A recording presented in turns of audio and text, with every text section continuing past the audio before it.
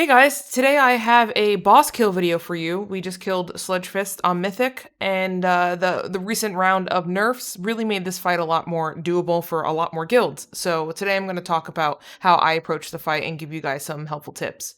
So to start off, I'm going to pop wings right off the bat, and the reason why is because they will be back up in time for the second pillar. I'm assigned to use my wings on the second pillar and the wall phase. I'm also assigned to use aura on the first and fourth pillars.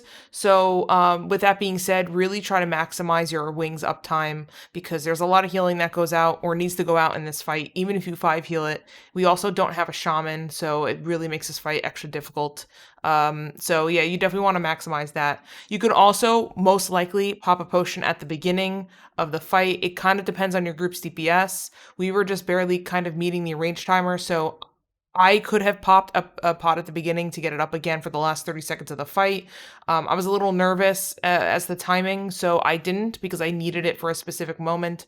But truth be told, I probably could have. So now I'm going to pop aura for the first pillar, and I highly suggest waiting until the absolute last second. And the reason being is in case a soak gets missed, you'll still get the value out of aura so that you can save people's lives and hopefully not have to wipe on a missed soak. Now, after the recent round of nerfs on Sludgefist and SLG, this fight has really become a joke. I'll be honest with you, the mechanics that normally wipe raids, they're not gone, they're still there, but they are much more manageable.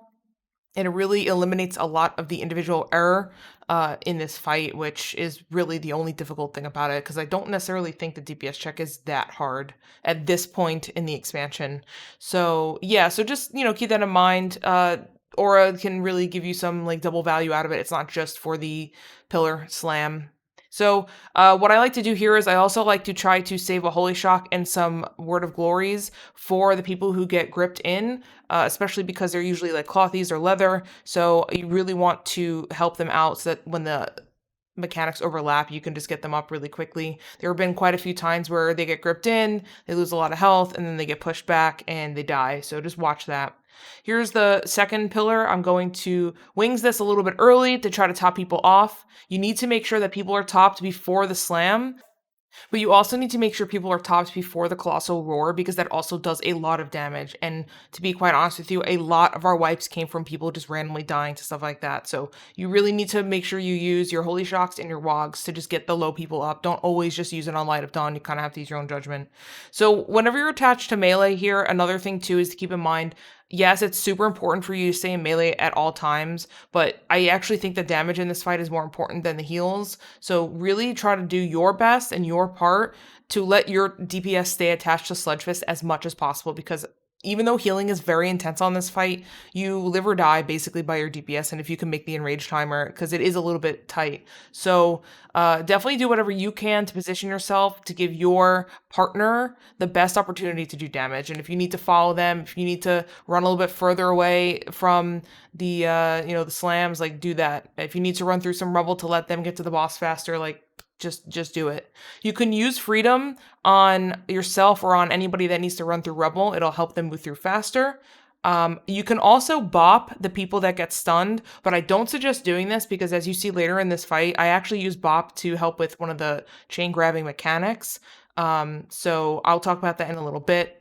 But yeah, just definitely watch out and make sure that you're not preventing your DPS from doing as much damage as possible. So over here, we're getting ready to hit the fourth pillar. So we're stuck in this little corner over here. It gets kind of tight. What I like to do is I'll just get on my horse and run as far away as possible, again, to give my DPS the least amount of downtime on the fight. I like to try to pool my holy power as much as possible before I run out, so that when I do need to get a heal out, it's readily available. Now, to be honest, I probably should have LOH the DK there. I did not do that because I panicked seeing that my partner was getting hit. I was trying to figure out a way. How can I help him survive? I probably should have sacked him. I also could have LOH the DK, and that whole thing would have been negated. So I popped Aura a little early here.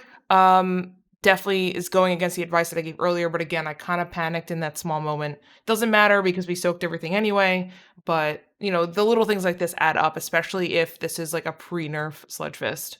So yeah, so I'm just gathering some of my mastery orbs there, and because I have a dead melee, I actually get linked to a ranged. So I told my warlock, I said, "Hey, can you please sit in melee with me?"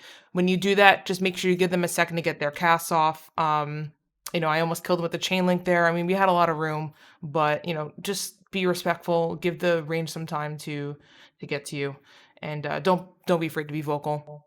So for this part, I actually have a couple weak auras that show me who I need to bop. It popped up before, but we don't bop for that section. We bop here so that when they break the chain link, they don't die. And that it's super helpful. So you don't even have to look. You don't have to figure out who it is. There's no indication in the fight unless you like call it out. But you need an instant reaction to that thing. So you could definitely download those weak auras and it'll help you out. But I mean, yeah, I mean the rest of this fight is pretty simple. You really want to again just maximize your cooldown uptime.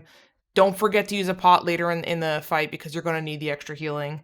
And yeah, I mean, outside of that, this fight actually is not that bad as a healer, especially as a holy pally. And good luck in your progression.